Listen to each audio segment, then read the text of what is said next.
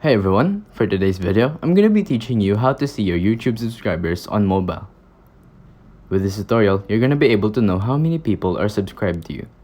So, if you're starting a new YouTube channel or you've had one for a while now and you want to see how many subscribers you have, this is the perfect video for you. It's gonna take very simple steps. All you have to do is download this little app right here, YouTube Studio. You're gonna want to go ahead and go to the App Store, search YouTube Studio, and then download it, and then sign in.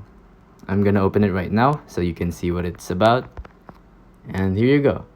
As you can see, 48 total subscribers. That is my account right there. It's showing me the total subscribers, but I think there's a bit of a delay. Like for example, if someone were to subscribe to me right now, it's gonna take like an hour or a day for it to register and turn into 49. That's pretty much all you have to do, honestly. Just download YouTube Studio and then sign in. That's all. It's very simple. If you think this video was helpful, please consider liking, subscribing, and hitting the notification bell. Any questions? Feel free to comment down below.